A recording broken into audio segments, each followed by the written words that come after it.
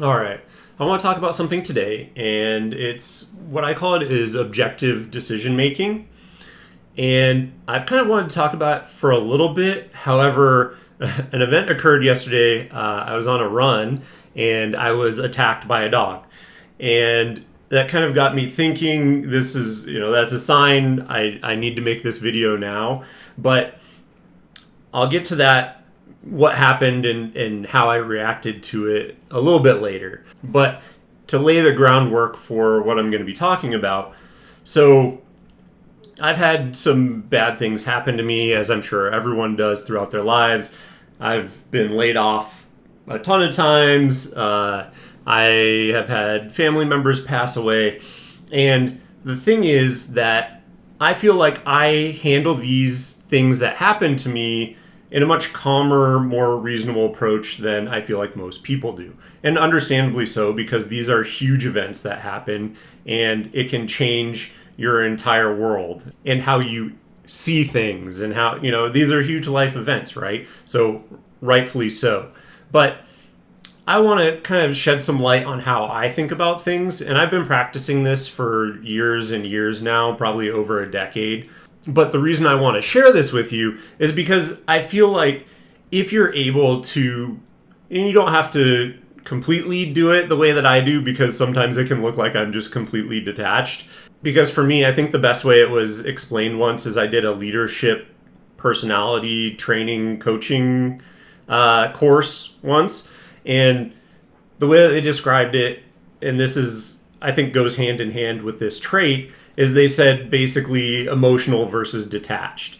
And I'm like the far, far end of detached. Like if detached is here, I'm 5 miles down the road that way. And the way that the guy explained it, though, which was kind of cool, was he was saying emotional is if you view things as if you think like a snow globe, right? And you shake up a snow globe. Emotional views it as you're inside that snow globe. Like if you're far on this side of the emotional slider, then it's like everything's going around you. Oh my gosh, the world is falling down. Everything's crazy. What's going on? And then at the other end of the spectrum, which is where I'm at, is you shake the snow globe and it's like, oh, that's cool. What's going on in there? Like it doesn't affect you at all. You're totally detached. And again, I think being way where I am is probably one thing, but being able to integrate some of that so that you have a calmness to the decisions that you're making can lead you in a good direction when you have to make critical decisions, because it takes out emotion from those. And so that's kind of what I want to talk about today, is just how I got there, how I view things, the process that I go through in my decision making, and how you can integrate some of that into yourself. Because again, I don't think one extreme or the other is great, but I think if you can move towards being able to make calm, objective decisions, that's going to lead to better decisions in the long run. Oh, and the other thing I will say is, especially as the world is getting more and more politicized and people are getting really upset about some of the opinions that you might have, this will also help you take a step back, and then they get mad, and then you can just, that's on you. You're not going to react, and they're going to look like the fool in the situation. So again, just things to think about and things to practice and the benefits that you can see from it. But how I got here essentially is, like I said, there are quite a few times in my work history where I got laid off a bunch. And what really helped me cultivate this, and I use it in a broad, a bunch of different things when I'm thinking about that happened to me. Pretty much anything that happens to me in my daily life, I try and put myself, in this mindset. But I was laid off, and immediately, so I would take a step back and I would look at it, and I would essentially have a decision tree. It's a very short one. So it's just, here's the event that happened. I got laid off. There's two things I can do. Number one is the question, is there anything that I can do to change this? If it's yes, then you can, conceptualize it, take a look at it. Okay, what are the things that I actually can do? What are the steps that I can do to solve it or to mitigate it or to, so in the instance of being laid off, okay, I'm going to apply for unemployment benefits, right? So, okay, I have money coming in. That's going to lessen my stress a little bit, right? Hopefully I have some money set aside as well.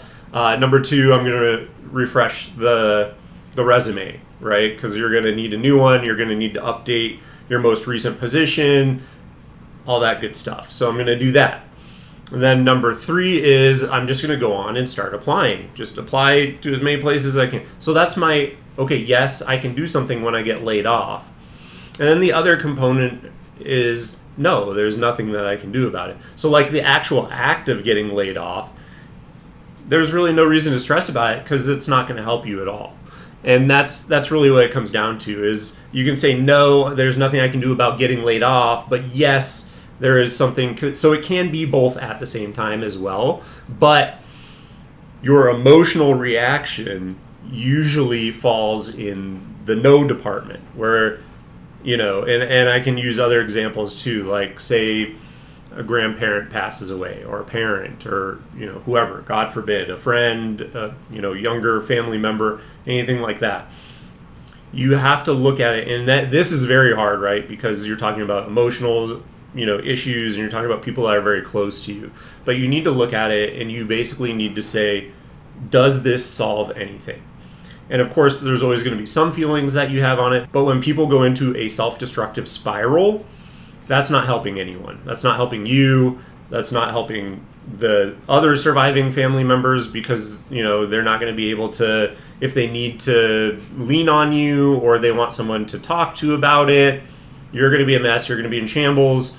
You're not going to be able to help in that situation. It could make them worse as well. So, you know, again, that's kind of an extreme example. And looking at the other branch of it, is there anything that you can do? Not really. You know, it's the yes of that would be there for family members, be there for friends, be there for whoever needs you to be there for them.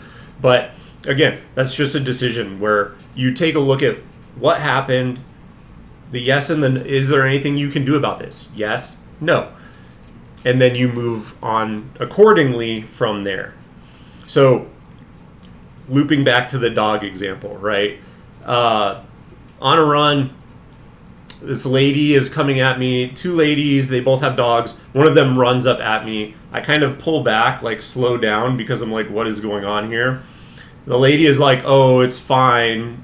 He's good, the dog.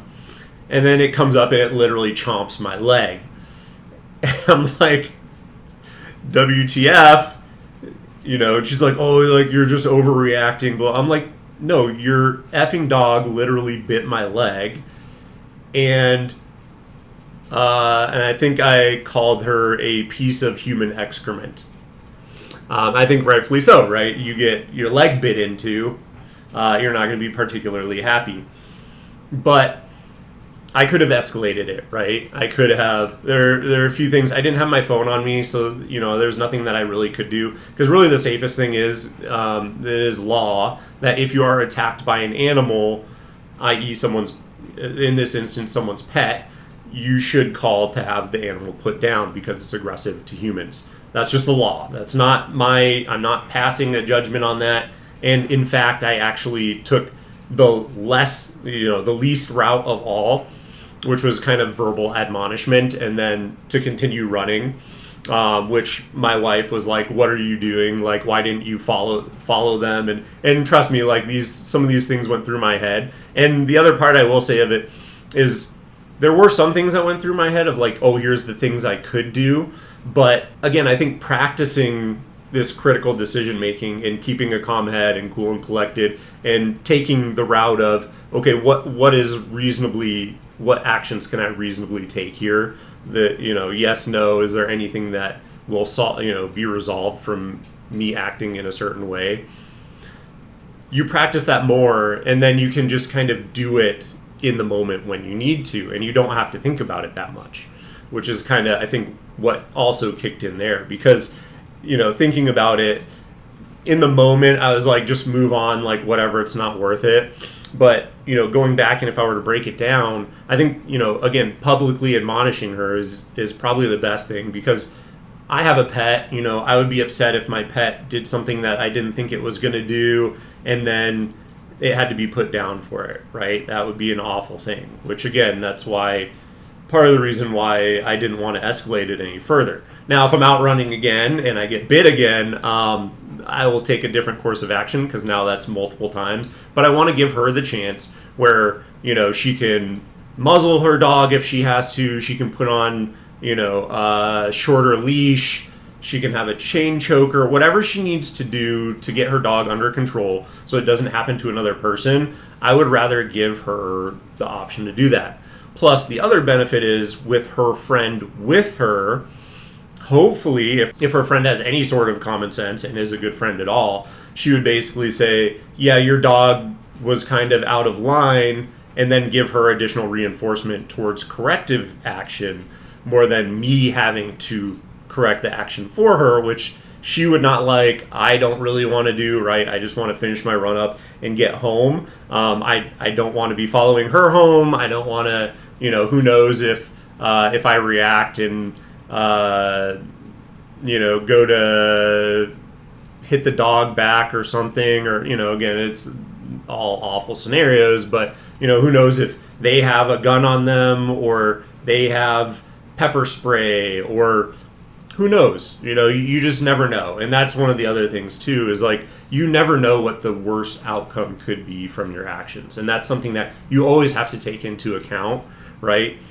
So, if you get in a road rage situation, is there something I can do about it?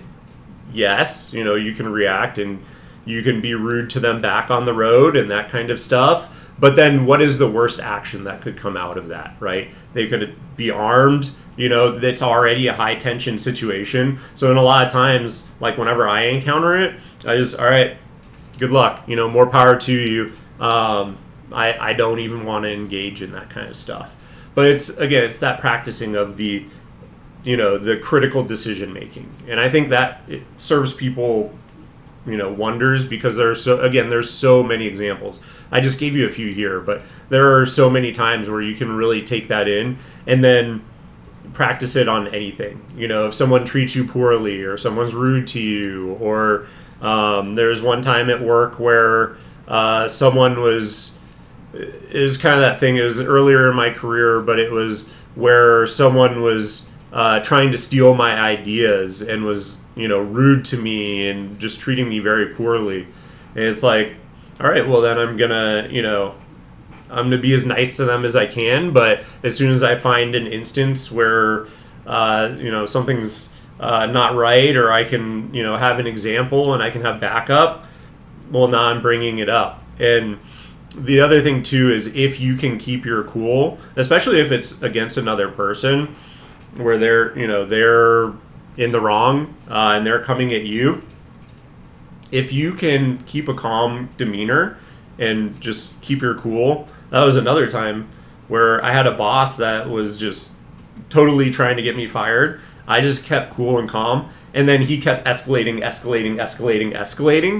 and then he ended up, I think, having to step away from the company. It's one of those things where they never really tell you. But then I was in another group of the company, and eventually, and everyone else saw, hey, I'm great to work with. I do, good quality work. And then I ended up going somewhere else for a lot more money afterwards. But, in that instance, there was this guy who was being rude to me. They were piling a bunch of work on me. And it's just, the yes for me on that was just, I do everything that I can. I work as hard as I can. At the end of the day, I can show the amount of work that's being, pushed onto me. And then I can, if, something doesn't get done, I can say, look, who else is doing this amount of work, and just keep it all documented. And then I just kept files of everything by myself. But this is the thing. It was this thing where, because I was calm, cool, and collected, this guy kept ratcheting up what he was doing. And then finally I had like emails of him with like full caps, like basically screaming over email at me, if you will. But it's to say, but that's a perfect example where it's like, okay, nothing can be gained from me retaliating at him or, what is it actually, if I were to like yell at him or something, yeah, I would feel good in that moment, but like, what is the long game? What am I trying to work towards? And if I'm able to keep calm, cool, and collected, what can I get out of that? And just lie in wait more or less until you have the upper hand. And again, that's more conflict oriented, right? But I kind of want to touch on all the different aspects where it can help you. But my advice is, the next time something big happens like that, just take a step back, think about, okay, is there anything that can be done about this? Because that's the other thing too, is there are a lot of things that just nothing can be done about. Hey, a storm came and my house got destroyed, and now I have to wait on insurance. And it's like, okay, well, what realistically can be done about that? It's like it's gonna go through the processes that it can go through. So I need to just step away, and what that'll do is that will reduce your stress, that will reduce your anxiety. I think those things have serious issues on you. Like if I go back to the boss that was being rude to me, like I actually got like stress bumps on like under my skin from the anxiety that I had in dealing with him at the time, because it was like an extreme. I've never experienced anyone, I've had a lot of different jobs, I've never experienced anyone that rude before, and or maybe I just got better at practicing what I'm preaching here. But truly, having stress and having anxiety and unduly worrying about things, it literally can have negative health effects on you. And so that's another reason why I think it's critical to try and practice this kind of an approach where you remove yourself, and then things aren't going to escalate, right? So like if I see that woman again and the dog bites me, hopefully she takes care of it. But if not, okay, well, now I have two instances where your dog has been aggressive towards me. Took a picture of the injury the first time, so it's like I have it as a bank just in case I need to prove it. But then I can say, look, your dog has done this twice, and I didn't want to do it the first time, but here's my rationale. I need your address. Like, I need to call animal control. You obviously cannot control your dog, and it could be a danger to other people. And case in point, as I was running past, there was actually a family with two young boys and the father, and I had to tell the dad, I was like, yo, hey, just so you know, the woman back there, her dog just bit me, so be careful. Luckily, they were both hanging the same way, so I doubt they saw each other, but just in case, I wouldn't want something to happen to his children, right? And it's a rough situation, but again, I think me being able to be calm, obviously, I let some expletives fly at her. But again, at the end of the day, I think it probably was the best situation for both her and I for the time being, right? And also, I will say it is don't go so far in the other direction where you become fatalistic, where you're like, oh, there's nothing I can do. You have to be realistic about it. Like, can you actually influence it? Yes, not just, oh no, there's nothing I can do about anything. That's not true. That's not real.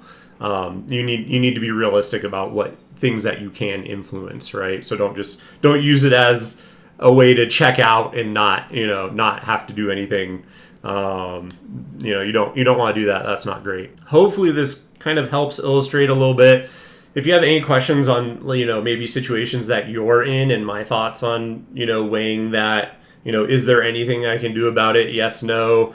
Would be happy to kind of help people out on that, because again, I think it is a journey, and it's something that I've practiced for probably over a decade now, and just being able to remove myself from the emotional state of that decision making. But like I said, you can drop down in the comments if you have questions on how I would approach certain things.